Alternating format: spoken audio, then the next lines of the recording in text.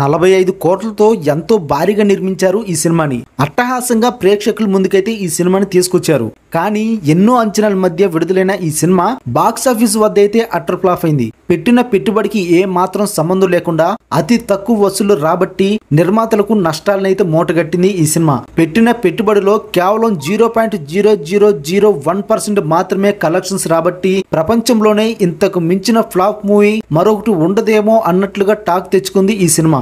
45 కోట్లతో నిర్మించిన ఈ సినిమా కేవలం 45,000 మాత్రమే వసూలు రాబట్టింది. ఇంతకీ ఆ మూవీ ఏంటో తెలుసా? అదే లేడీ కిల్లర్. ఇండియాలోనే అతిపెద్ద ఫ్లాప్ మూవీగా ఈ సినిమా నిలిచింది. నవంబర్ 3, 2023న థియేటర్లోకి ఈ సినిమా అయితే విడుదలైంది. ఈ సినిమా ప్రేక్షకులను ఆకట్టుకోవడంలో పూర్తిగా అయితే విఫలమైంది. ఎన్నో సంవత్సరాలుగా ఆలస్యం, అన్ని లెక్కలు దాటేసిన బడ్జెట్, చివరకు షూటింగ్ పూర్తి కాకుండానే సినిమా రిలీజ్ చేయడంతో డిజాస్టర్ గా మారింది.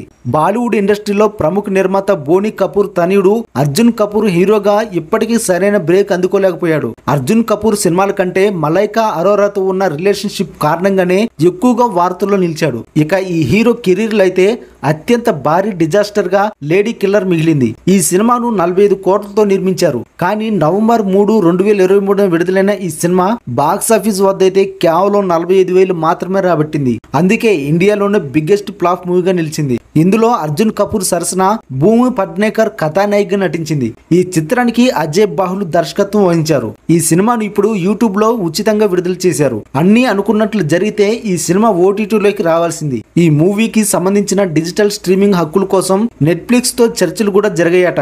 కానీ సినిమా రిజల్ట్ చూశాక నెట్ఫ్లిక్స్ తో డీల్ కుదరలేదని, అందుకే ఈ సినిమాను ఇప్పుడు యూట్యూబ్ లో రిలీజ్ చేసినట్లు తెలుస్తుంది. కానీ ఈ చిత్రాన్ని ఇప్పుడు యూట్యూబ్ లో ఫ్రీగా చూడొచ్చని చెప్పినప్పటికీ ట్రోల్ చేస్తున్నారు నెటిజన్స్. ఈ సినిమా దేశవ్యాప్తంగా 12 షోలు మాత్రమే ఆడాయి. తొలి రోజైతే 38,000 రాగా ఆ తర్వాత రోజుల్లో మొత్తం కలిపి 45,000 మాత్రమే వచ్చాయి. ఈ సినిమా దేశంలోనే కాదు ప్రపంచంలోనే అతిపెద్ద డిజాస్టర్ గా మిగిలింది.